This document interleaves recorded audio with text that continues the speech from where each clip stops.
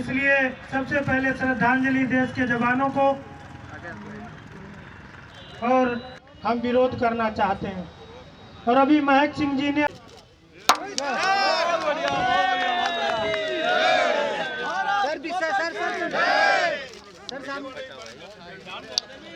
दूर हो जाओ, थोड़ा दूर दूर। तार खा गया मेरा सर, सामने जा एक बार। तार खा गया, तार खा गया। थोड़ी सी आप भी पी लीजिए, हो जाएगा यार। 15 महीने पहले आनंद जी थोड़ा पीछे हो जा, राम नरेश जी, तो सबकी आ जाए एक बार, सबकी आएगी। पीछे हो, थोड़ा पीछे जाओ, थोड़ा पीछे वालों को बैग बना के दे दो, थोड़ा दूर से करना। अरे नहीं आ पा रहा, उधर देखो तो उधर देखिए, ये कुछ लोगों ने साजिश रची थी और मुझे कहने में कोई गुरेज नहीं है कि ये साजिश आम आदमी पार्टी ने रची थी, क्योंकि दो चीज एक ही साथ हुई। एक तरफ जैसे ही ये एक नोटिफिकेशन आया कि यहाँ कूड़ा घर बनेगा, और उसी के साथ मैंने गलियों में पोस्टर लगा हुआ देखा जो आम आदमी पार्टी ने लगाया। अब सवाल उठता है कि नोटिफिकेशन और पोस्टर दोनों एक साथ कैसे आया। तो भले ही एमसीडी में बीजेपी के पार्षद ज़्यादा हैं, लेकिन एमसीडी में जो अधिकारी आते हैं वो दिल्ली सरकार के ही होते हैं, जो कभी वहाँ एसडीएम होंगे, डीएम होंगे, तो फिर यहाँ आ जाएंगे, यहाँ से चलता रहता है। मैं अधिकारियों को दोष नहीं दे रहा हूँ, लेकिन अधिकारियों में भी कुछ लोग अच्छे हैं, कुछ बुरे हैं। कुछ लोग साजिश में शामिल हो जाते हैं, कुछ लोग साजिश का पर्दाफाश कर देते हैं। तो अभी जो अधिकारी हैं उन्होंने उस साजिश का पर्दाफाश कर दिया। आम आदमी पार्टी ने पोस्टर लगाए थे, मैंने तो आज कहा था कि आज आपको आना चाहिए, तो अच्छा काम है, मैंने सबको बुलाया था। हम समझते हैं कि आज का ये सिर्फ पार्क नहीं है साथियों, ये रिवर फ्रंट है, और ये रिवर फ्रंट जहां से ये सड़क एलिवेटेड रोड जा रही है, और इसी एलिवेटेड रोड 6 लेन के ऊपर और नीचे भी हम 1 लेन बढ़ा रहे हैं इसकी। और यहाँ से जो आपको कूड़े दिख रहे होंगे, ये अगले 3-4 महीने में इन कूड़ों की जगह सुंदर सी घास लगी दिखेगी आपको। हम इस क्षेत्र के बच्चों को एक सुंदर वायु देना चाहते हैं, तो ऐसी स्थिति में इन अच्छे कार्यों में तो आम आदमी पार्टी का कोई शामिल नहीं होता। मैं समझता हूं जो लोग ये आरोप लगाते थे कि यहाँ कूड़ा घर बनेगा, अब वो देख लें कि साबरमती नदी के एक्सप्रेस पर हम यहाँ इन झीलों में पानी ले जाएंगे, ये जो बच्चे खेल रहे हैं उनको ग्रास वाला ग्राउंड बनाएंगे, और ये सब कुछ करके हम इस क्षेत्र को दिल्ली का एक बहुत बड़ा पर्यटन स्थल बनाएंगे। इसकी शुरुआत आज हमने की। लेकिन विपक्ष ये कह रहा है कि अब जब चुनावी मोड में आ चुका है सब कुछ, अब शिलान्यास का दौर शुरू से पहले सांसद जी ने अपने क्षेत्र में कोई विकास का काम नहीं किया। अब देखिए, हमारे क्षेत्र में एक रेलवे हॉल्ट के लिए लोग 20 सालों से परेशान थे, मीतनगर सबौली, हमने उसको करके दे दिया। हमारे क्षेत्र में कोई सेंट्रल स्कूल नहीं था, सेंट्रल स्कूल बनना शुरू हो गया है। हमारे क्षेत्र में नितिन गडकरी जी के स्टेटस का कोई व्यक्ति आज तक आया ही नहीं। हम लोगों ने आमरण अनशन करके सिग्नेचर ब्रिज के स्पीड को बढ़ाया, इसी खजूरी पे बैठे थे, तो हमने इनको कॉलर पकड़ पकड़ के आम आदमी पार्टी का कि आप काम रोकना मत। हमने पैसे भी लाने हुए तो ला करके दिए, सिग्नेचर ब्रिज दे दिया। हमने शास्त्री पार्क को फ्लाईओवर करने के लिए आमरण अनशन पे बैठे, आज वो शिलान्यास कर रहे हैं। करो, हम तो आपसे करवाना ही चाहते हैं, क्योंकि हम मुख्यमंत्री का संवैधानिक अधिकार नहीं छीन सकते, लेकिन मुख्यमंत्री अगर जगह होता तो आज हमारे दिल्ली यमुना पार के लोगों को ये सारे काम तो मैं पिछले 4 साल से कोशिश में लगा हूं, लेकिन इसमें अड़चन डालने का जो काम किया उन लोगों ने, उसके बाद भी हमने सारा काम किया। हाँ, ये काम ऑलरेडी हमने पिछले करीब 11-12 महीनों से प्लान में करके लाए हैं, तब आज शिलान्यास कर रहे हैं। ये सब कोई जानता है कि शिलान्यास होने के पहले कम से कम साल भर की तैयारी होती है। हाल ही में आपने शिलान्यास किया था खजूरी में नेशनल हाईवे का जो कर रहे हैं, और शास्त्री पार्क में भी शिलान्यास किया था, दोनों ही काम बंद पड़े, क्या कहना चाहेंगे इस बारे में? नहीं, काम नहीं बंद पड़ा, क्या बात करते हैं, ये सारे काम शुरू हैं। उन लोगों की काम करने के हमारी सारी जो जहां पुलर होंगे जहां वो करेंगे, हमने आपको 15 साल का समय मांगा है, और 15 साल बोल रहा हूं, असल में सिग्नेचर ब्रिज से हमको 15 साल याद आ जाता है। हमने 15 महीने का समय मांगा है, और उस 15 महीने में हम ये काम करके दे देंगे। इस क्षेत्र के लोगों को इस पे विश्वास है, क्योंकि हमने ऐसा पहली बार नहीं किया। NH-24 हमने 14 महीने में बना के दिया, और यही सिग्नेचर ब्रिज दिल्ली सरकार को बनाना था जहां बीजेपी नहीं है, 15 साल लग गया। हम 14-15 महीनों में ही काम करने वाले हैं और करके दे देंगे। ये इससे हटकर एक सवाल है कि निशान लगने शुरू हो गए, काम शुरू हो गए। इससे हटकर सवाल है पुलवामा पे, जहाँ पर हमारे पास भी शब्द नहीं है उन शहीदों के लिए कि हम उनके बारे में उनकी भावना व्यक्त कर सके, लेकिन जिस तरीके से पाकिस्तान ने किया उसके लिए कायरतापूर्वक जो शब्द है वो उसके लिए छोटे पड़ जा रहे हैं पूछने के लिए। लेकिन बार बार सवाल अब यही उठ रहा है कि आखिर, जैसा आपने भी मन से भी कहा था, अगले 4-5 दिन के अंदर उन दुश्मनों को करारा जवाब सरकार की तरफ से दिया जाएगा जिन्होंने इस घटना को अंजाम दिया। और आज बीजेपी अपने 14 जिले के अंदर उन शहीदों की श्रद्धांजलि के लिए भी आयोजन कर रही है, और साथ ही साथ पाकिस्तान के विरोध में एक सभाओं का आयोजन किया जा रहा है। देखिए, हम इस समय शब्द में कुछ नहीं कहना चाहते हैं, हमारा एक्शन बोलेगा, और हमने इन 24 घंटों में भी हमने एक्शन किए हैं। इस समय पाकिस्तान बिलबिला रहा है, क्योंकि हमने उसके सामानों पे 200% टैक्स बढ़ा दिया है। हमारी एक इंटरनेशनल ट्रीटी है, हम एकदम रोक तो नहीं सकते, इंटरनेशनल ट्रीटी का उल्लंघन नहीं कर सकते, लेकिन हमने इतना टैक्स बढ़ा दिया है कि अब वो लोगों की स्थिति भूखों मरने की आ गई है। हम अभी तो ये शुरुआत है, आगे आगे देखते रहिए। इन लोगों ने, जिन्होंने ये जघन्य घटना की है, हम शब्दों में नहीं बोलेंगे, हमारा एक्शन बोलेगा। कारगिल जैसे युद्ध को दोबारा दोहराया जाएगा? हमसे कुछ भी मत कहलवाइए, बस देखते जाइए। देखिए, इस क्षेत्र की जनता के लिए आज बहुत बड़ा दिन है। कुछ दिन पहले आदरणीय नितिन गडकरी जी ने भी यहाँ की एलिवेटेड रोड के लिए और NH बनाने के लिए सहारनपुर तक की उद्घाटन किया था। आज पुनः एक बड़ा दिन है। इस क्षेत्र के जनता के लिए एक साजिश रची गई, कुछ अधिकारियों द्वारा रची गई, और इसको लैंडफिल बनाने का प्रयास किया गया यमुना माँ के आंचल में, जो यहाँ के वायु को प्रदूषित करता और क्षेत्र में हर प्रकार की गंदगी को और खराब स्वास्थ्य को जन्म देता।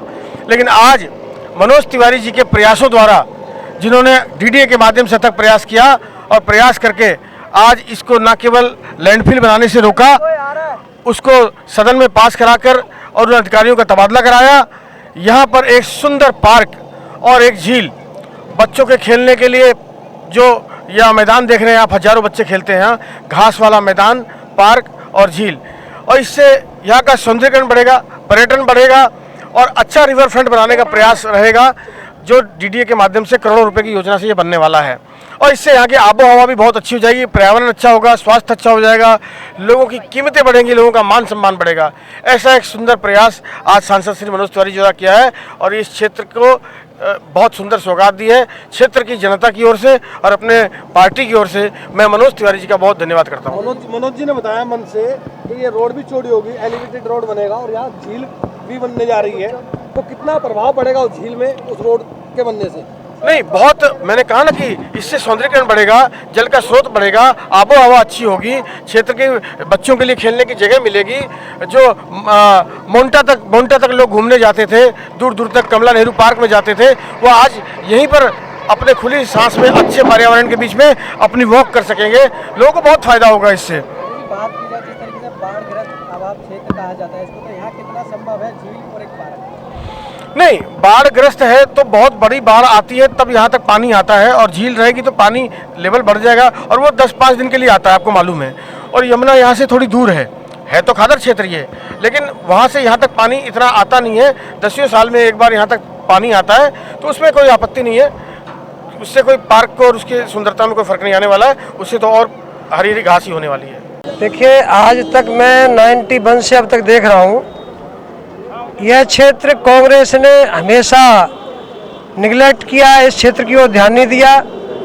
कांग्रेस के जितने भी सांसद हुए, संदीप दीक्षित जी हुए, वो शीला जी के बेटे थे, यदि वो चाहते तो निश्चित ही यह क्षेत्र नई दिल्ली बन सकता था, परंतु उन्होंने जानबूझकर ध्यान नहीं दिया। और उसके बाद दूसरे सांसद आए, उन्होंने भी ध्यान नहीं दिया।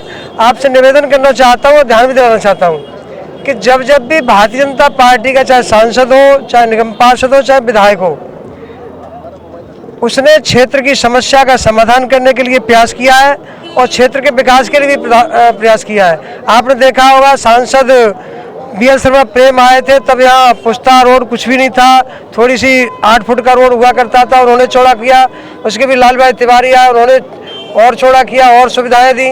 और अब हमारे बीच में सांसद मनोज तिवारी जी हैं। इस क्षेत्र के लिए ये बहुत बड़ी समस्या है, जहाँ हजारों लड़के, हजारों युवा घूमने जाते हैं, हमारे हजारों बुजुर्ग घूमने जाते हैं। आप सुबह आके देखिए, अभी भी हजारों लड़के इस मैदान में खेल रहे हैं। यहाँ खेलने के लिए और लोगों को फंक्शन करने के लिए कोई भी जगह नहीं है। मैं सांसद मनोज तिवारी जी को क्षेत्र की जनता की ओर से बधाई देना चाहता हूं कि उन्होंने अपनी जिम्मेदारी निभाते हुए क्षेत्र को डेवलपमेंट किया। इस क्षेत्र में लोग, गरीब लोगों की शादियां भी होंगी, लोग घूमने भी जाएंगे, पिकनिक सेंटर भी बनेगा और लोग खेलने के लिए स्थान भी बनेगा। ऐसी कोई व्यवस्था नहीं बचेगी जो इस क्षेत्र के कोई ज़रूरत के लिए नहीं हो। जो अभी आपके बीच में लोग उद्घाटन होता है, और आज यह कार्यक्रम उद्घाटन नहीं है, आज तो कार्यक्रम का शुभारंभ होने जा रहा है। तो कितने दिनों में तैयार हो जाएगी झील? ये लगभग मेरे ख्याल से 12 महीने का टाइम है और कोशिश है जल्दी पार्क और झील डेवलप हो जाए। एक किस्त पैसे की आ चुकी है और उसके बाद आनी है। लगभग DDA के माध्यम से जितनी भी खाली जगह पड़ी है उसमें पब्लिक के घूमने के लिए, पब्लिक को बच्चों खेलने के लिए, चाहे वो शादी करने के लिए, और अभी बहुत सी चीज़ें बनने वाली हैं, बहुत सी चीज़ें पाइपलाइन में। मैं पुनः सांसद जी को बधाई देता हूं, इनके साथ ही अपनी वाणी को विराम देता हूं। कायराना अटैक किया जिसमें हमारे देश के 40 जाबाज CRPF के हमारे सैनिक शहीद हो गए। इसलिए हमारा मन बड़े से बड़ा भी कोई सफलता आ रही है तो उस समय उसकी खुशी से ज्यादा हमको इस बात का अपने मन में दुख है, गम है। ऐसी स्थिति में यहां पे हम हैं, लेकिन हमारे मन में एक प्रण है।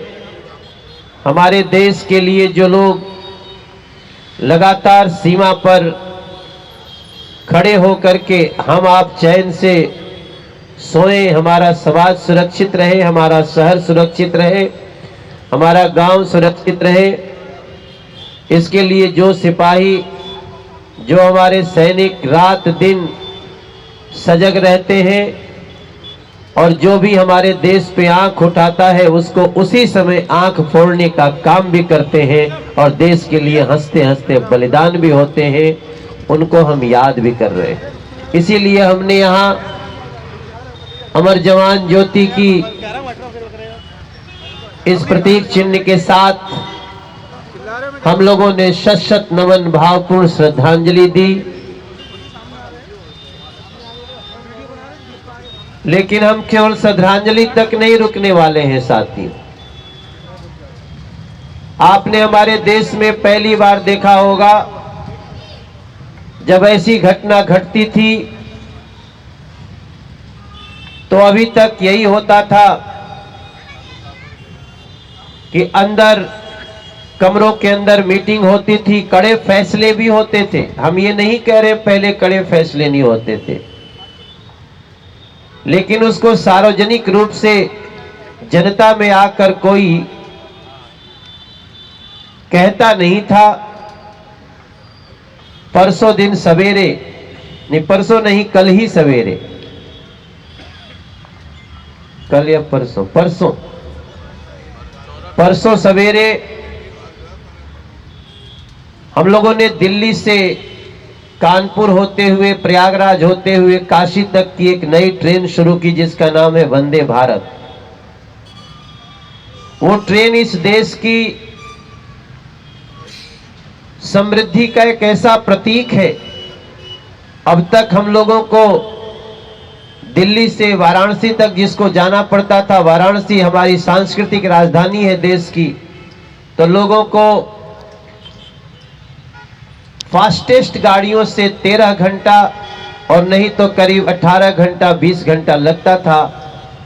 परसों दिन सवेरे जो गाड़ी शुरू हुई, अब वो मात्र 8 घंटा में दिल्ली से वाराणसी पहुंचाने वाली वंदे भारत ट्रेन का उद्घाटन हो गया। प्रधानमंत्री जी को शुभारंभ करना था और उसके एक दिन पहले ऐसी घटना हुई जिससे हमारा देश आंसुओं में और गुस्से में डूब गया। तो हम लोग तो सोचते थे पता नहीं प्रधानमंत्री जी आएंगे कि नहीं आएंगे, इस कार्यक्रम को स्थगित कर दिया जाएगा। लेकिन चूंकि प्रधानमंत्री जी को भी देश के नाम संबोधन करना था, उनको बोलना था कि ऐसी घटना के बाद हमारा रुख क्या है, और प्रधानमंत्री जी आए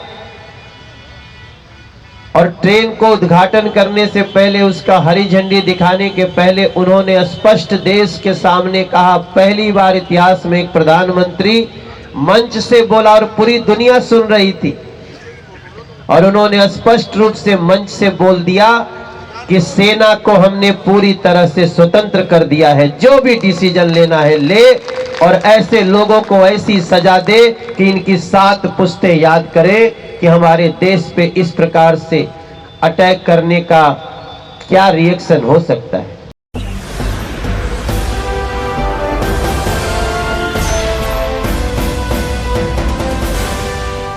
सब्सक्राइब करें।